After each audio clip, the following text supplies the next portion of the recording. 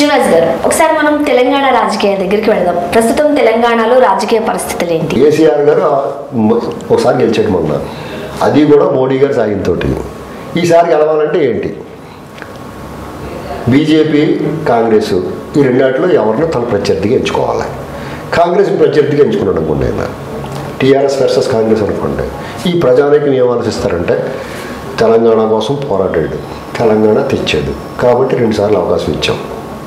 తెలంగాణ ఇచ్చారు కాబట్టి కాంగ్రెస్కి ఈసారి ఇద్దాం అనుకుంటారు. ఈ సమాజం, తెలంగాణ సమాజం చాలా మంచివాళ్ళు. వీళ్ళు కృతజ్ఞత ఉన్నవాళ్ళు, సామాజిక చైతన్యం ఉన్నవాళ్ళు, సామాజిక స్పృహ ఉన్నవాళ్ళు. వీళ్ళు ఖచ్చితంగా కాంగ్రెస్కి ఇద్దాం అనుకుంటారు. అదే కేసీఆర్ గారు నాకే తెలిసిపోయినప్పుడు కేసీఆర్కి తెలిసిపోద్ది కదా ఆ విషయం. ఓ బాబు వెళ్తాడు కుదరదురా బాబు బీజేపీ కాస్త ఛాన్స్ లేదు ఇక్కడ అని. తెలంగాణ వచ్చారికి ఎక్కడికి వెళ్తారంటే భాగ్యలక్ష్మి గుడికి వెళ్ళి దండం పెట్టుకు వెళ్ళిపోతున్నారు అంతే. ఏం చేస్తున్నారు ఇక్కడ మీరు చెప్పండి. అంతే, వాళ్ళు ప్రత్యర్థిగా ఎంచుకున్నాడు అనుకోండి, బీజేపీ వర్సెస్ టీఆర్ఎస్ అనుకోండి, నేను కూడా టీఆర్ఎస్కి వేస్తాను అనమాట. అయిపోయిందా? అది మర్మం. ఊరికెళ్ళి బీజేపీ వచ్చేస్తుంది అలాగే వచ్చేది అంటే వాళ్ళు పెంచుతున్నారు. జాకీలు వేసినా కానీ వాళ్ళు గవక దిగి వచ్చేస్తున్నారు కిందకి, మెట్లు ఎక్కిస్తున్నాడు కేసీఆర్ గారు. ఇంక ఇవన్నీ లాభం లేదురా బాబు, అంతా ఫేక్ చేద్దాం అనుకున్నారని, లిక్కర్ స్కామ్ అని అదని ఇది అరెస్టులు అని పిలుతు అరెస్ట్ చేశారా చేస్తారేమో అనుకుంటున్నారు. అలా అనిపిస్తారు ఎలక్షన్ దాకా.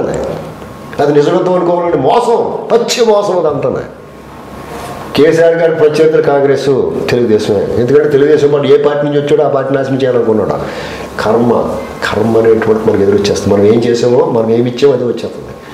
ఓటుకు నోటు అని చెప్పేసి చంద్రబాబు అని అన్నాడు. ఇవాళ లెక్కర్ స్కామ్లో నిజంగా చేసినా చేయకుండా అంతా లాలొచ్చి డ్రామా అయినా సరే అప్పుడంతా మోస్తున్నారా? ఇప్పుడు ప్రజలందరూ సగం నమ్మకపోయినా ఏదో అభినందన పడిందా?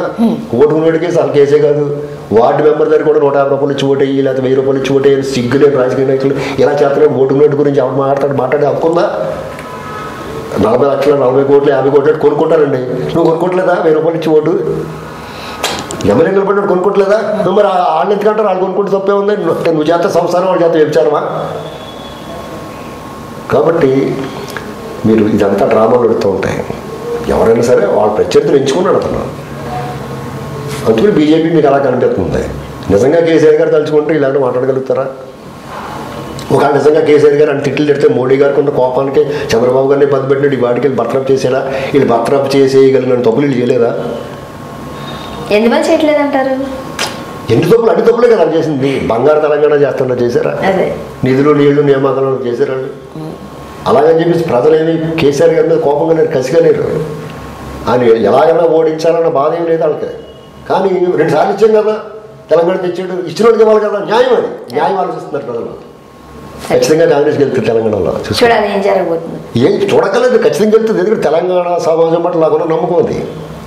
ఎందుకంటే వాళ్ళు విజ్ఞులు, చైతన్యవంతులు. వాళ్ళు ఆంధ్ర వాళ్ళ స్వార్థం లేదా? వాళ్ళు ఏంటంటే కాళ్ళు ఆర్జాపడినప్పుడు మా ఓడు, మా ప్రాంతమోడు, మా ఇంటోడు, మా ఇంటి పేరుడు ఇవన్నీ గుర్తుకొస్తాయి. ఇవన్నీ గుర్తుకొస్తాయి. ఎందుకంటే చంద్రబాబు నాయుడు గారు 3 పూటలు ఫోన్ చేసి కాళ్ళు ఆర్జాపం పడుకునేవారు హ్యాపీగా. 7 రోజులు పని ఉంటే 5 రోజులు చేసి 2 రోజులు రెస్ట్ తీసుకుని మళ్ళీ వచ్చేవారు. హ్యాపీ సండేలు, పోలవరం ప్రాజెక్టులు, పట్టిసీమ నీళ్లు, Amaravati, Kia Motors, Hero Motors, Apollo Tyres, మేటిక్ జోన్లు, లులు కన్వెన్షన్లు, ఇలాంటివన్నీ ఉండి అక్కడ రోజు కూడా కనపడి మన పని బలవంతం, మనం సెటిల్ అయిపోయాం, మనం చెయ్యక్కేసాం, మన జీరో డబ్బులు వచ్చిన తర్వాత పని అయిపోయిన తర్వాత ఎవడన్నా అన్నట్టు అన్నారు వాళ్ళు. తోలు తీరిపోయింది. ఎవడు వచ్చేటప్పుడు ఓ భూషోడు వచ్చాడు, మీద పడి తినేస్తున్నాడు. ఇది పరిస్థితి. ఇప్పుడు రేవంత్ రెడ్డి గారిని చూసి తెలంగాణలో రేవంత్ రెడ్డి గారు ఎందుకు చూస్తారండి? కాంగ్రెస్ ని చూస్తారా? కాంగ్రెస్ అభ్యర్థిగా సీఎం ఎవరు ఉండబోతున్నారని రేవంత్ రెడ్డి గారు కూడా దానికి ప్లస్ అంతే. రేవంత్ రెడ్డి గారు ఇప్పుడు కాంగ్రెస్ వర్సెస్ టీఆర్ఎస్ అనుకోండి, టీఆర్ఎస్కి కాంగ్రెస్కి టీడీపీ కూడా హెత్తర అవుతుంది. ఎందుకు హెత్తరగా ఉండరు?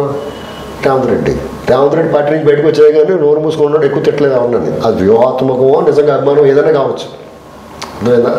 అది ఆ ప్లస్. ఇప్పుడు కేసీఆర్ గారు మెట్ట తిట్లు తిట్టాడు, వీళ్ళకి అన్నీ గుర్తుకొస్తాయి. ఇప్పుడు వీళ్ళు చేసిన మాటలన్నీ ఇప్పుడు టీడీపీ వాళ్ళు ఇక్కడ ఆవిర్భావ సభ అడవాడు చేస్తున్నారు. ఇక్కడ 34 నియోజకవర్గాలు పట్టు ఉంది, గట్టిగా పవర్ షేరింగ్ వస్తారు వాళ్ళు. ఇక్కడ తెలంగాణలో పట్టు కోసం, తెలంగాణలో 15-20 సీట్లు కలవడం కోసం ఎప్పుడైతే కృషి చేస్తారు, పని జరిగేద్దాం వాళ్ళకి. కారణం ఏంటంటే ఇప్పుడు అక్కడ ఆంధ్రప్రదేశ్లో వాళ్ళ అధికారంలో రాకుండా హరిహర బ్రహ్మరుద్రాదులు కూడా ఆపుతున్నారండి. ప్రజలు ఒకవేళ చంద్రబాబు గారు నేను మానేసానండి, నన్ను ఇంట్లో కూర్చున్నా కానీ బతిమలు తీసి తెచ్చుకుంటారండి. ఎందుకంటే వాళ్ళు గాయపడ్డారు, వాళ్ళ గాయం సరిపోతుంది వాళ్ళకి. ఆ గాయానికి తక్షణ ఉపశమనం కావాలి, ఆ గాయానికి మందు కావాలి, ఆ ఔషధం చంద్రబాబు గారు. కానీ యాక్చువల్గా తెలంగాణ ప్రజలందరూ కాంగ్రెస్ వైపు చూస్తూ ఉన్నప్పటికీ తెలంగాణ కాంగ్రెస్లో ఇటు సీనియర్లకి రేవంత్ రెడ్డికి మధ్య ఒకలాంటివి కోల్డ్ వార్ నడుస్తూ ఉంది. దాన్ని కూడా ప్రజలు అంటే ఏం చేయాలో తెలియని అర్థం కాని పరిస్థితిలో ఉన్నట్లుగా కూడా తెలంగాణ కాంగ్రెస్ వాదులే కొంతమంది చెబుతూ ఉంటారు. మీరేమంటారు? తెలంగాణ కాంగ్రెస్ కానీ మొత్తం దేశం మొత్తమే కాంగ్రెస్ కానీ అదొక రోగం అంటారు. ఏంటంటే వాళ్ళు ఎలక్షన్ వచ్చేదాకా ఒకరి చుట్టూ ఒకరు పట్టుకుంటారు, ఒకళ్ళు లాక్కుంటారు. ఎలక్షన్లో మాత్రం ఏం చేస్తారంటే ఇప్పుడు కాకపోతే ఇంకెప్పుడు కాదని అందరూ కలిసి పని చేస్తారు. వాళ్ళకున్న అది అలవాటు. అది ఒక్కో పార్టీకి ఒక లక్షణం ఉంటుంది. ఆ లక్షణం వాళ్ళది. అదే తెలుగుదేశం పార్టీ ఉందనుకోండి, కార్యకర్తలు అందరూ కూడా కసిగా పనిచేస్తే టీడీపీకి వెళ్తుంది. కార్యకర్తలు మా ఎమ్మెల్యే ఓడిపోవాలి, చంద్రబాబు ముఖ్యమంత్రి అవ్వాలనుకుంటారు ఒకసారి, అలా సంతృప్తి వల్ల అప్పుడు ఓడిపోద్ది పార్టీ. అలాగే టీఆర్ఎస్ది ఆ భావోద్వేగం, తెలంగాణ ఉద్యమం, తెలంగాణ వచ్చేసింది, పూర్తిగా ఆకాంక్షలు నెరవేరిపోయిన తర్వాత పని అయిపోయింది కదా. ఇది పని ఏంటి మనకు అనుకుంటారు కదా సహజంగా. బంగారు తెలంగాణ చేస్తాడు, 2 సార్లు టైం ఇచ్చాడు, బంగారు తెలంగాణ పెట్టి కనీసం ఎన్ని కూడా అవ్వలేదని చూస్తున్నారు. ఇవన్నీ ఇప్పుడు బీజేపీ ఉందనుకోండి, వాళ్ళు మాత్రం సైనికుల్లో పనిచేస్తారు. కానీ అసలు సీడ మొదల్లోనే ఉంది పైనుంచి. వాళ్ళందరూ కూడా వాళ్ళు కూడా జ్ఞానోదయం అయింది. వీళ్ళు అదాని అమ్మని తప్ప ఇంకెవడ కనపడతలేదు వాళ్ళు కూడా అసంతృప్తి స్టార్ట్ అయింది వాళ్ళకి. పైగా ఈ దేశంలో నార్త్ బెల్ట్ అంతా దెబ్బైపోయింది బీజేపీ. వాళ్ళు సౌత్ మీద దృష్టి ఉంది. సౌత్లో ఎట్టి పరిస్థితుల్లోనూ తెలంగాణ, ఆంధ్రలో ప్లేస్ లేదు. తమిళనాడు దరిదాపులో రానివ్వరు. కర్ణాటక పోతుంది. కేరళలో వాళ్ళు కూడా చూడలేరు. వాళ్ళు ఇంక వాళ్ళు ఎలా గెలుస్తారు రేపు పొద్దున్న? వాళ్ళకి ఏ అవకాశం ఉంది? వాళ్ళు ఏం చేయాలంటే ఈవీఎంలు మేనేజ్ చేస్తూ టక్కు టమ్మారు గజగానే గోకర్ణ విద్యలు చేయాలా. ఎలక్షన్ కమిషన్ పెట్టుకుని ఏం చెప్పగలం? రేపొద్దున్న ఎలక్షన్ కమిషన్కి ఆదేశాలు రావచ్చు, ఎవడో చెప్పొచ్చు. ఈవీఎంలు వద్దు, బ్యాలెట్ పేపర్ మీద ఎలక్షన్ అవ్వాలని చెప్పొచ్చు, ఏదైనా జరగచ్చు. బ్యాలెట్ పేపర్ మీద ఎలక్షన్లు అనగానే సగం మంది మేమైపోతారు. బీజేపీలో ఎవడో ఉండడం, ఎక్కడ సర్దేసుకుంటారు, మళ్ళీ వచ్చేస్తారు. వాళ్ళు ఏదో మోడీ గారు అలానే మిగులుతారు. ఇద్దరు పాత ఆర్ఎస్ఎస్ క్యాప్ నిక్కర్లు వేసుకుని తిరుగుతారు చూడండి, టోపీలు పెట్టుకుని వాళ్ళే ఉంటారు. అందులో వాళ్ళు ఫస్ట్ నుంచి ఉంటారు, ఇప్పుడు ఉంటారు, రేపు ఉంటారు. వాళ్ళు నిజమైన దేశభక్తులు, దేశం కోసం ధర్మం కోసం పనిచేసి వాళ్ళు వాళ్ళే. ఈ మోడీ గారు వాళ్ళని పక్కన తెప్పించి నితిన్ గడ్కరీను ఎవరినో మళ్ళీ తీసుకొచ్చి మళ్ళీ మొదలెడతారు. మళ్ళీ ప్రయాణం మళ్ళీ మొదటి నుంచి మొదలెడతారు. వాళ్ళ సహజ మిత్రులు చంద్రబాబు నాయుడు గారు టీడీపీని వదులుకున్నారంటేనే దక్షిణాదిన వాళ్ళ స్థానం వాళ్ళందరూ వాళ్ళు కూర్చొని తెలుసుకున్నారు అంతే. గత ఎన్నికల్లో 2019లో అనేక అంశాలు చంద్రబాబు నాయుడు గారు ఓటమికి నీ చేత నా చేత వరమడిగిన కుంది చేత అన్నట్టుగా అనేక అంశాలు తోడ్పడి చంద్రబాబు గారు ఓటమి అనేక కారణాలు ఉన్నాయి. అయినా సరే 40% ఓటింగ్ వచ్చిందంటే చూడండి. వాళ్ళు కులాన్ని వాడారు, ప్రాంతాన్ని వాడారు, అనేక పింక్ డైమండ్ గురించి ఇప్పుడు ఎవరన్నా మాట్లాడుతున్నాడా? వాళ్ళ ఇంట్లో దొరికేద్దండి వారు. ఇప్పుడు అతను ఉన్నాడు రమణ దీక్షితులు, మరి తప్పు కదా అతను మాట్లాడతాం. అతను ఎంత గొప్ప స్థానంలో ఉండడం. కలియుగ వైకుంఠం శ్రీనివాసుడు సమక్షంలో నిత్యం అతను స్పర్శిస్తూ ఆరాధిస్తూ అర్చిస్తూ అతను గడుపుతాడు జీవితం. ఎంత భాగ్యశాలి అండి అతను బయటకు వచ్చి పింక్ డైమండ్ గురించి మాట్లాడతారా? ఆ పక్కన ఎవరు కూర్చున్నాడు బోర్గడ్ అనిల్ అని చెప్పేసి నోటికొత్త బూతులు మాట్లాడి కూడా పక్కన కూర్చొని మాట్లాడాడు. అది నమ్మారు ప్రజల్లో. మరి నమ్మినందుకు తప్పు చేసినందుకు ఈ సూట్ కేసు చూస్తూ ఉంటే పాస్కెళ్ళి వస్తారంటే సూట్ కేసు ఎట్టి పారిపోయడానికి ఏం చేస్తారు ప్రజలు? అలాగే ఏంటంటే పరిస్థితి. ఇప్పుడు బ్యాంకులో మీరు డబ్బులు రాజేసుకుంటారండి, 100 పాడేసి ఏమంటే మీ డబ్బులు పోయి అంటారు. అది తీసుకున్నప్పుడు ఈ బ్యాగ్ కట్టి పారిపోతారు. అలా పట్టుకుపోయాడు జగన్మోహన్ రెడ్డి గారు ఈ జనం దగ్గర మోసం చేసి ఉళ్ళబోతే ఇవ్వమన్నారు. ఇంకా జాగ్రత్తగా తాళాలు వేసుకుని ఒకసారి జేబు కొట్టేయడానికి మీది 2సార్లు సూది వినిసి పెట్టుకుంటారు జేబు కొట్టేయకుండా. ఆ జాగ్రత్త పడుతున్నారు. ఇప్పుడు చంద్రబాబు నాయుడు చెప్పాడు మీ భవిష్యత్తు నాగా భరోసా అని ఒంగోలు దళాలు పెట్టాడు. సర్లే అలాగే చెప్తాడు నేను అనుకున్నాను. దోమ తీరిపోయినప్పుడు ఎవరింట్లో పడుకునేట్లేదు.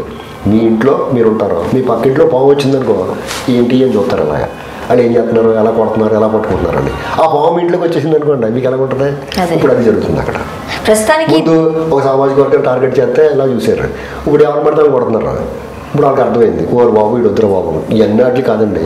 మీ ఇంట్లో ఓ పనివాడు వచ్చాడు, ఓ పనివాడు ఉన్నాడు మీ ఇంట్లో, ఎప్పటి నుంచో పని చేస్తున్నాడు, బాగా పని చేస్తున్నాడు, తెలివైన వాడు కూడా. ఒకడు ఆమె వచ్చి ఏమండి లాంగ్ తెచ్చిపోయాడు, ఈ చిన్నాన్ని కూడా చంపేశారు, ఈయన కూడా ముడిచేయపోయారు, ఈయన బండిలో పెట్టుకోండి, ఈ జైల్లో కట్టెళ్ళి వచ్చాడు అనుకోండి, ఈ గాడిని జాతకుంటాడు శాంక్షన్ అని అడిగారు మిమ్మల్ని. సర్లే అని చెప్పేసి రా అన్నారు. మిమ్మల్ని అడిగి బాగా ఉండండి కదా అడిగేట్టుగా పెట్టుకున్నారు పని. ఆ పాత వాళ్ళు వెళ్ళిపోరా బాబు అని పెట్టుకున్నారు. ఆమె ఇంట్లో పని చేస్తున్నాడు, చిన్న దొంగతనాలు చేస్తున్నాడు.